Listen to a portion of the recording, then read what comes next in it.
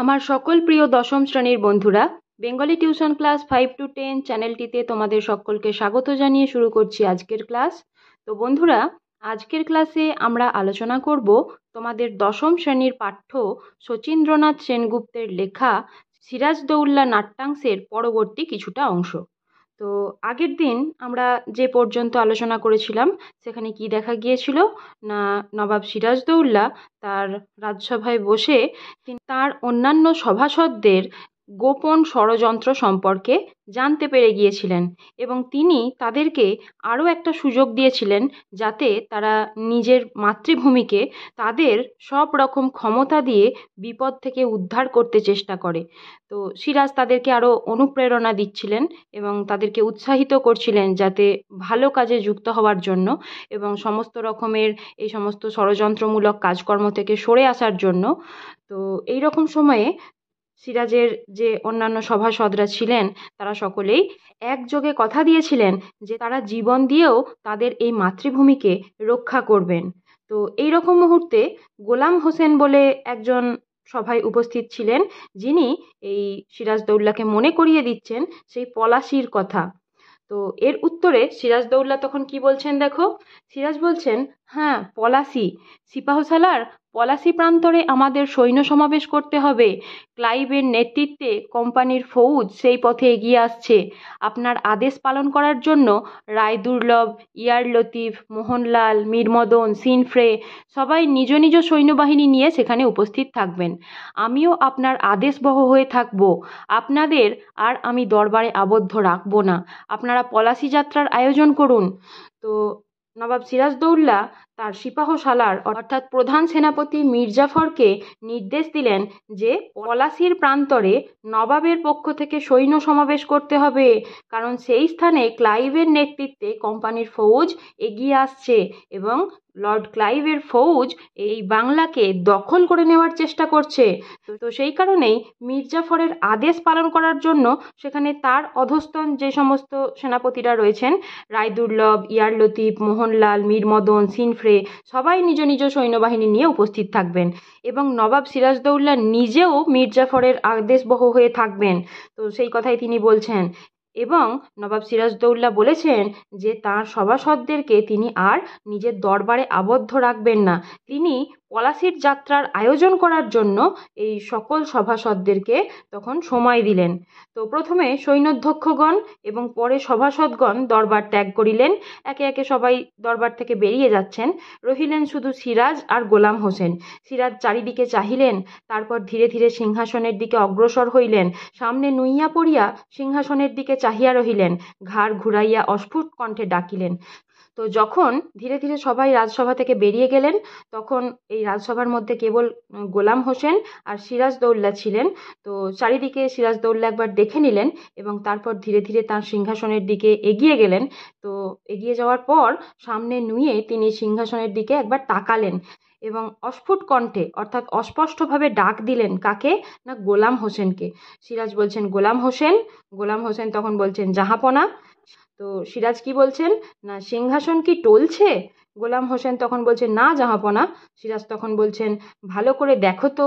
দুজনেই সিংহাসন দেখিতে লাগিলেন। ধীরে ধীরে ঘসেটি বেগম প্রবেশ করিলেন, দাঁড়াইয়া দেখিলেন, তারপর কহিলেন।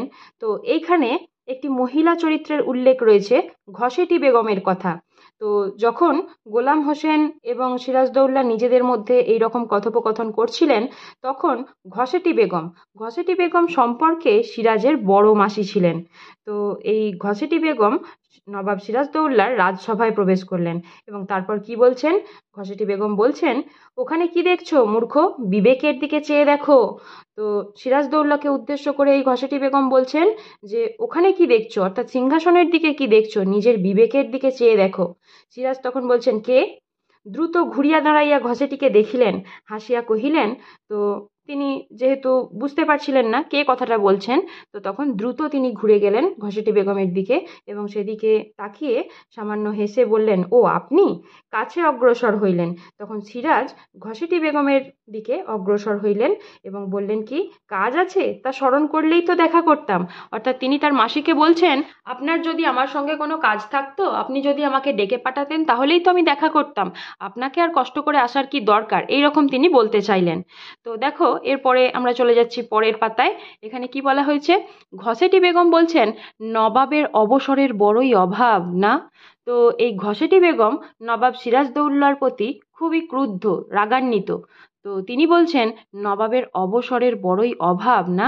অর্থাৎ নবাবের কাজের সময় থেকে হয়তো সহজে ফাঁক পাওয়া যায় না, এরকম কথা তিনি বলছেন।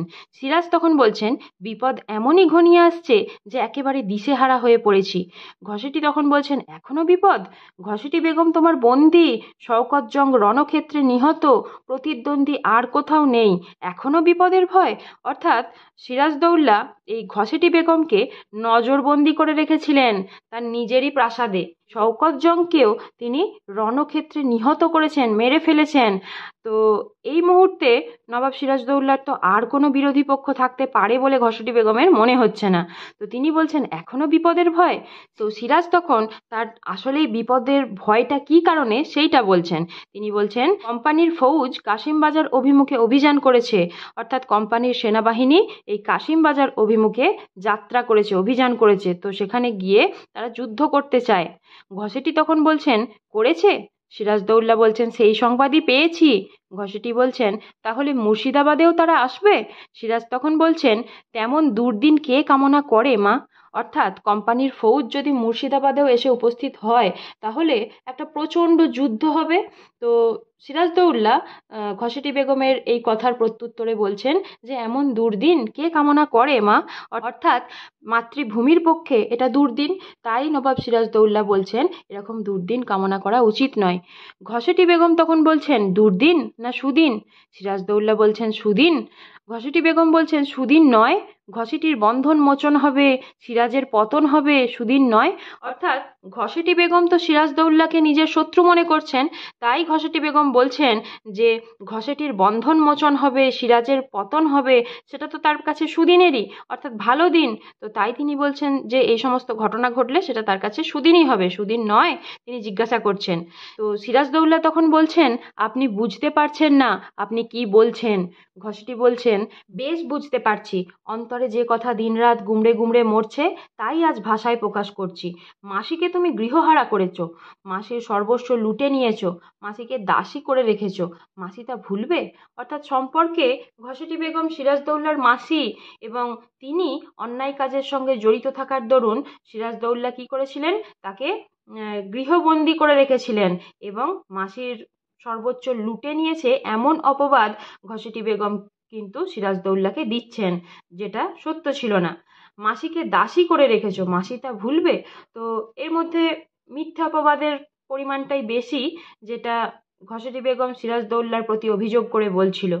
তো সিরাজদৌল্লা তখন তার উত্তরে কি বলছেন, অকারণে অভাগাকে আর তিরস্কার করবেন না। অর্থাৎ তিনি তো এই কারণের জন্য দায়ী নয়। তো তিনি বলছেন যে অকারণে এই অভাগাকে আর তিরস্কার করবেন না। ঘসেটি বেগম বলছেন, অকারণে? সিরাজ তখন বলছেন, নয় কি? ঘসেটি বেগম বলছেন, মতিঝিল কে অধিকার করেছে? আমার সঞ্চিত সম্পদ কে হস্তগত করেছে? কে আমার পালিত পুত্রকে সিংহাসন থেকে দূরে রেখেছো? তুমি নও দস্যু? তো ঘসেটি বেগম আবার সিরাজদৌল্লার প্রতি অভিযোগ করছেন। দস্যু শব্দের অর্থ হলো ডাকাত। অর্থাৎ নবাব সিরাজদৌল্লাকে তিনি এই সমস্ত অপবাদ দিচ্ছেন এবং বলছেন যে তুমি এই সমস্ত কাজ করেছো, তুমি ডাকাতের মতো।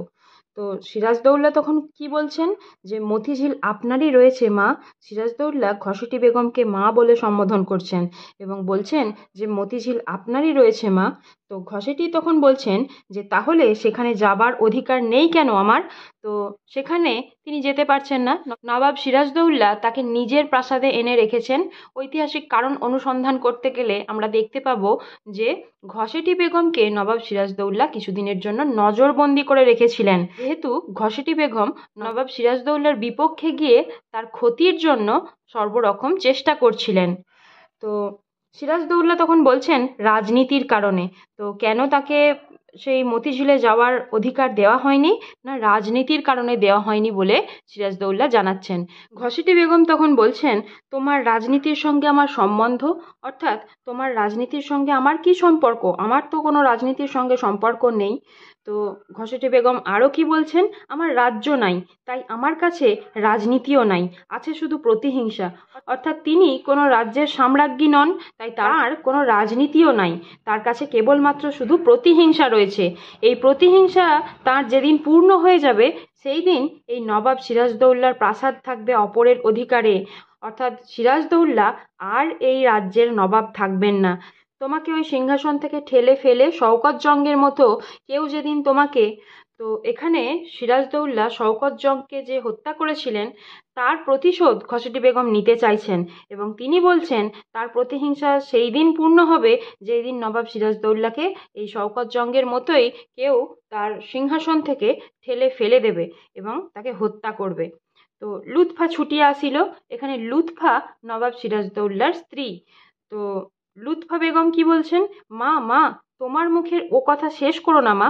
অর্থাৎ তিনি ঘসেটি বেগমকে এ কথা শেষ করতে দিতে চাইছেন না, তার মনে একটা অজানা আশঙ্কা কাজ করছে।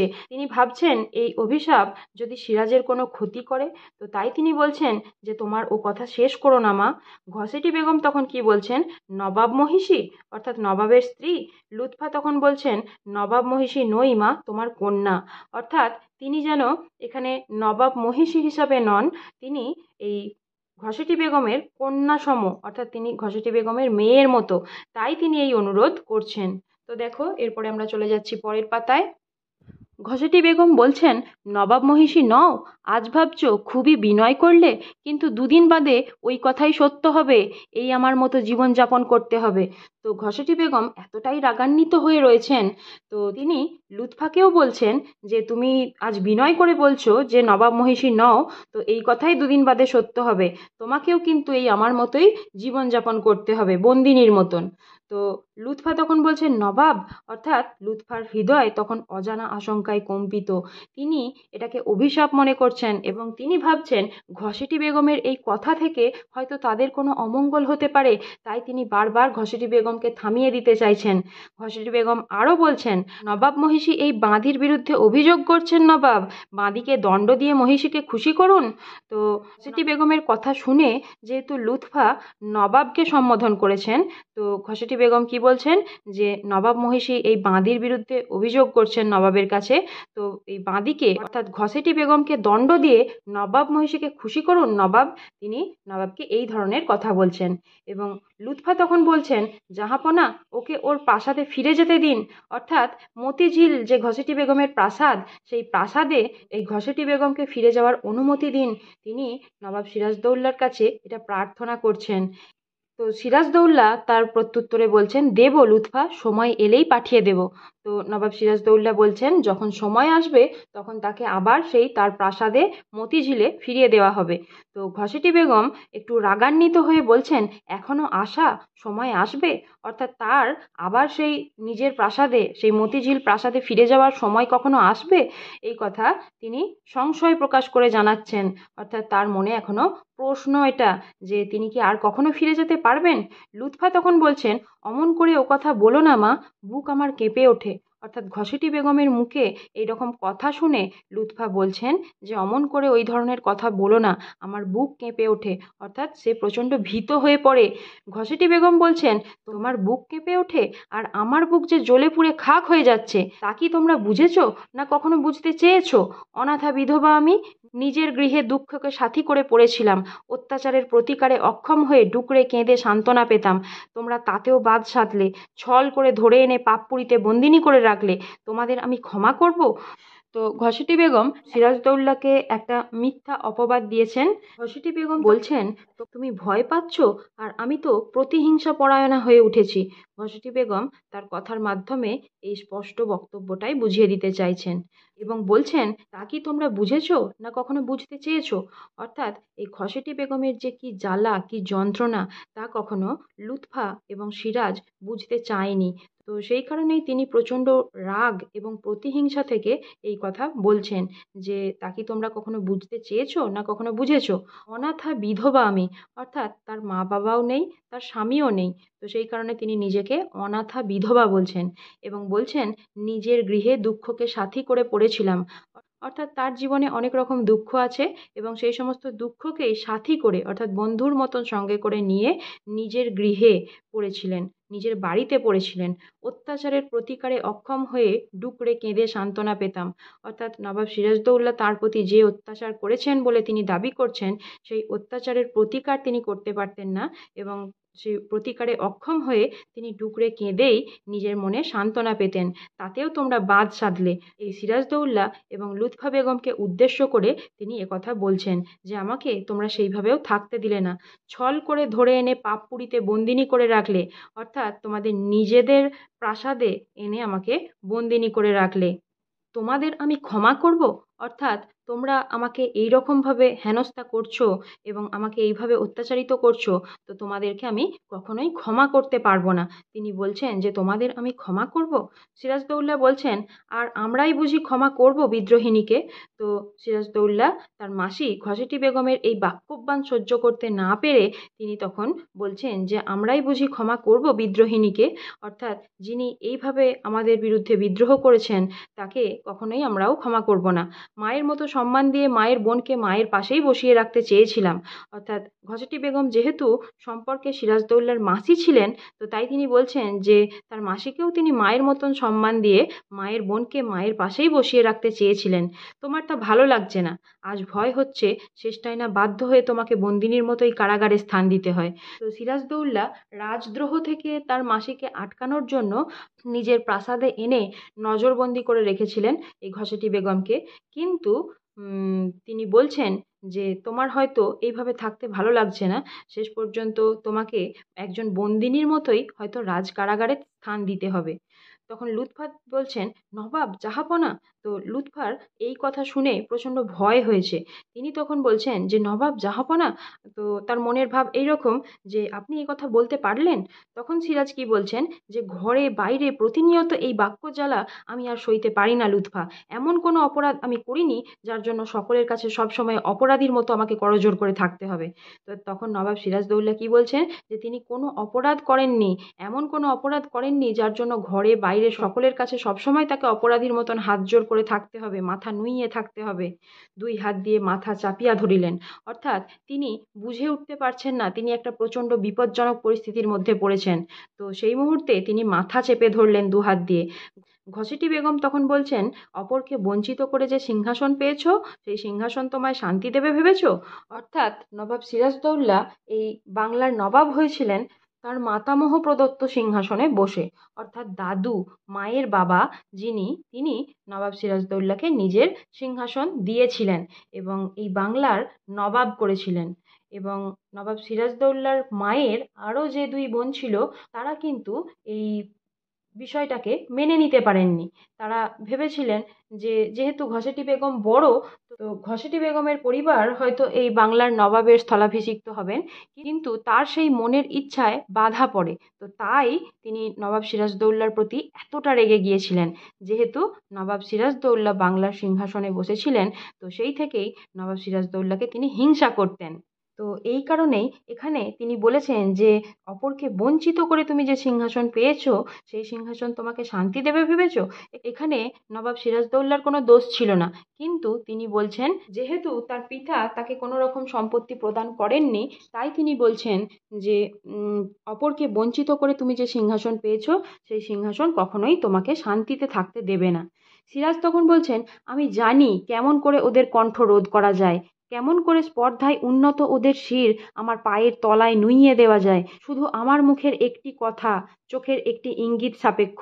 অর্থাৎ নবাব সিরাজদৌল্লা জানেন যে কি করে ওদের এই কথা, বড় বড় কথা বন্ধ করে দেওয়া যায় এবং তার একটি চোখের ইঙ্গিতই যথেষ্ট, তার একটি মুখের নির্দেশই যথেষ্ট এদেরকে শাস্তি দেওয়ার জন্য।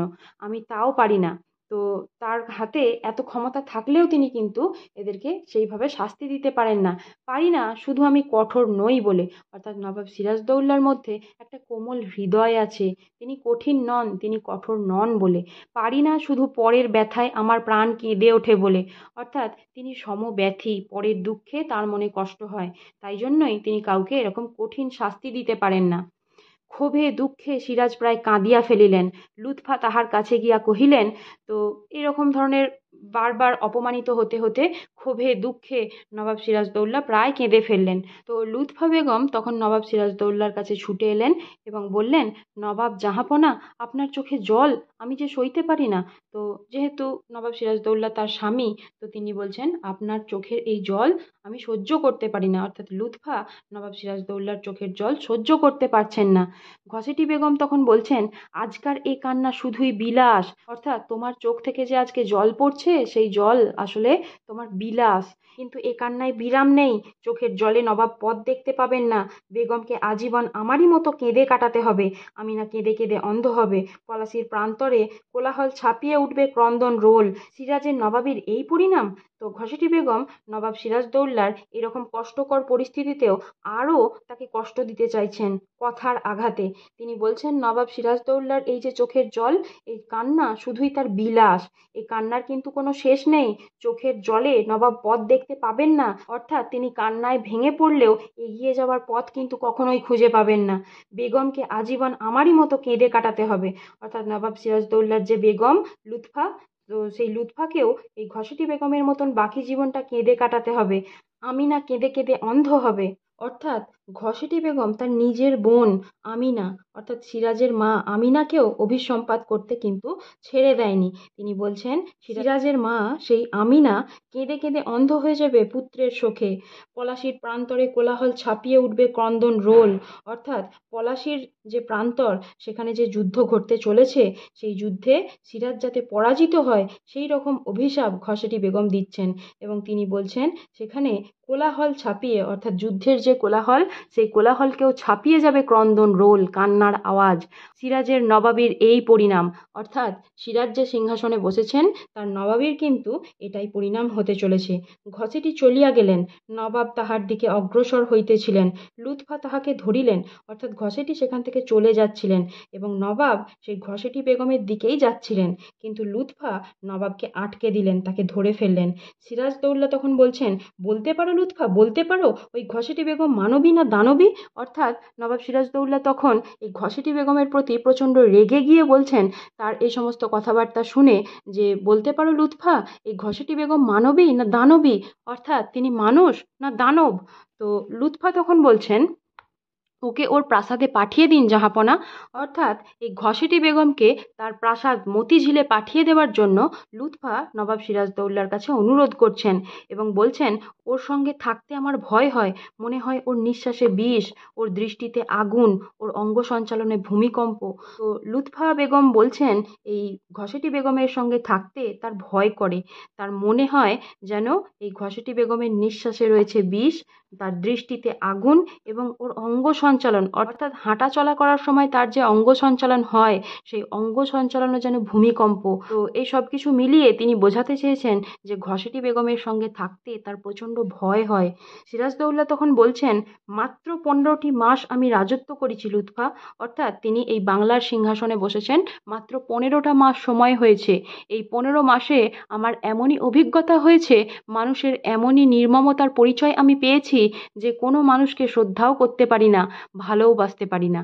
তো তিনি বাংলার সিংহাসনে বসার পর থেকে মানুষের এমন পরিচয় পেয়েছেন, কাছের মানুষদের এমন রূপ তিনি দেখেছেন, যে তিনি বলছেন যে আমি কোনো মানুষকে শ্রদ্ধাও করতে পারি না, কোনো মানুষকে আর ভালোবাসতে পারি না। লুৎফা তখন বলছেন, চলুন জাহাপনা, একটু বিশ্রাম করবেন। তো লুৎফা নবাব সিরাজদৌল্লাকে এবার অনুরোধ করছেন যে একটু বিশ্রাম করবেন, চলুন। সিরাজদৌল্লা তখন বলছেন, বিশ্রাম? বিশ্রামের অবসর হবে পলাশির পর, অর্থাৎ তিনি এখন বিশ্রাম নিতে পারবেন না।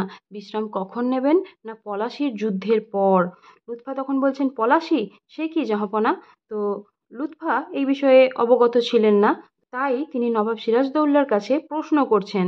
সিরাজদৌল্লা তখন বলছেন, তুমি এখনো শোনোনি পলাশির মাঠে আবার যুদ্ধের সম্ভাবনা? লুৎফা তখন বলছেন, আবার যুদ্ধ জাহাপনা? অর্থাৎ এই লুৎফা কিন্তু যুদ্ধ আশা করেনি। তো তাই সে একটু অবাক হয়ে বলছে যে আবার যুদ্ধ হবে? সিরাজদৌল্লা বলছেন 15 মাসের নবাবী লুৎফা তার মাঝে পুরো 1টি বছর যুদ্ধে। তো সিরাজদৌল্লা তখন লুৎফা বেগমকে উদ্দেশ্য করে বলছেন 15 মাসের নবাবী লুৎফা, অর্থাৎ তিনি এই 15 মাস সিংহাসনে বসেছেন, তার মাঝে পুরো 1টি বছর যুদ্ধে। তো আমরা জানি 12 মাসে 1 বছর হয়, তো 15 মাস সিংহাসনে বসার পরেও কিন্তু 12 মাস তিনি যুদ্ধে কাটিয়ে দিয়েছেন, ষড়যন্ত্র ভেদে কাটিয়ে দিয়েছেন, গুপ্তচর পরিচালনায় অতিবাহিত হয়েছে। অর্থাৎ তার আশেপাশের মানুষরা যে ষড়যন্ত্রে লিপ্ত রয়েছে, সেই ষড়যন্ত্র ভেদ করতে তার এই সময়টা ব্যয় হয়ে গেছে এবং গুপ্তচর পরিচালনায় তিনি এই সময়টা অতিবাহিত করেছেন। এইবার হয়তো শেষ যুদ্ধ, অর্থাৎ এই পলাশির যুদ্ধটাই হয়তো শেষ যুদ্ধ। লুৎফা তখন বলছেন শেষ যুদ্ধ? সিরাজদৌল্লা বলছেন যদি জয়ী হই তাহলে হয়তো আর যুদ্ধ হবে না, আর যদি পরাজিত হই তাহলে তো নয়ই। তো তিনি বলতে চাইছেন কি, যে জয়ী হলে তিনি এই যুদ্ধে জয়লাভ করলে আর কখনো যুদ্ধ করার প্রয়োজন পড়বে না, এবং হেরে গেলে তো আর কখনোই যুদ্ধ করার প্রয়োজন পড়বে না। তো লুৎফা তখন বলছেন পলাশী? সিরাজদৌল্লা তখন বলছেন পলাশী, লাখে লাখে পলাশ ফুলের অগ্নিবরণে কোনোদিন হয়তো পলাশীর প্রান্তর রাঙা হয়ে থাকতো, তাই আজও তার বুকে রক্তের তৃষা। জানি না আজ কার রক্ত সে চায়, পলাশী, রাক্ষসী পলাশী। তো নবাব সিরাজদৌল্লা তার এই উক্তিটির মাধ্যমে তার মনের যে যন্ত্রণা সেটা প্রকাশ করতে চাইছেন। তিনি বলছেন কোনো একটা সময় হয়তো এই পলাশীর প্রান্তরে লাখো লাখো পলাশ ফুলের গাছ ছিল, এবং পলাশ ফুলের গাছে যে লাল লাল ফুল ফুটতো, সেই লাল লাল ফুলের জন্য পলাশীর প্রান্তর কিন্তু অগ্নিবর্ণ হয়ে থাকতো, এবং সেই কারণেই হয়তো পলাশীর বুকে আজও রক্তের তৃষা, অর্থাৎ রক্তের পিপাসা। তিনি বুঝতে পারছেন না যে পলাশী আজ কার রক্ত চায়। তো তাই তিনি বলছেন যে পলাশী, রাক্ষসী পলাশী। তো এখানে পলাশীর বিশেষণ নবাব সিরাজদৌল্লা কি দিয়েছেন না রাক্ষসী পলাশী। নবাব বাহির হইয়া গেলেন, মঞ্চ অন্ধকার হইয়া গেল, করুণ সুরে বাদ্য বাজিল, যবনিকা পড়িল। অর্থাৎ যেহেতু এটি একটি নাটক, তাই নাটকের শেষের অংশে এই ধরনের দৃশ্যপটটা এখানে বলে দেওয়া হয়েছে যে নবাব সিরাজদৌল্লা তার রাজসভা থেকে বেরিয়ে গেলেন, অর্থাৎ মঞ্চ থেকে নেমে যাবেন, এবং মঞ্চ অন্ধকার হয়ে গেল। তো মঞ্চ অন্ধকার হয়ে যাওয়া মানেই আমরা বুঝতে পারি যে নাটকটা শেষ হয়ে গেল, এবং করুণ সুরে বাদ্য বাজলো। তো পলাশীর যুদ্ধ তখনও ঘটেনি, ঘটবে এইরকম একটা মুহূর্ত। তো করুণ সুরে একটা বাজনা বেজে উঠল এবং যবনিকা পড়িল। অর্থাৎ যবনিকা মানে পর্দা। যে নাটক মঞ্চে অনেক সময় দেখবে নাটক শেষ, অর্থাৎ নাটক মঞ্চে যদি তোমরা কেউ কখনো নাটক দেখে থাকো, দেখতে পাবে কি না নাটক শেষ হয়ে গেলে একটা কালো পর্দা টাঙিয়ে দেওয়া হয়। তো তার মাধ্যমে বুঝতে পারা যায় যে নাটক শেষ হয়ে গেল। তো এখানেও তাই, সিরাজ তার রাজসভা ত্যাগ করার সঙ্গে সঙ্গেই কিন্তু নাটক শেষ হয়ে গেল এবং যবনিকা পড়ে গেল। তো আজকে আমরা এই সিরাজদৌল্লা নাটকটির আলোচনা শেষ করলাম। তোমাদের আশা করছি নাটকটা বুঝতে আর কোনো অসুবিধা হবে না। তো তোমাদের যদি এই আলোচনা ভালো লেগে থাকে, তোমরা অবশ্যই চ্যানেলটিতে একটি সাবস্ক্রাইব করে দিও, ভিডিওটিতে লাইক করো, কমেন্ট করে তোমাদের মতামত জানিও, এবং তোমাদের বন্ধুদের সঙ্গেও ভিডিওগুলি বেশি বেশি করে শেয়ার করো। তো আজকের ক্লাস এই পর্যন্তই। তোমরা সকলে ভালো থেকো, সুস্থ থেকো।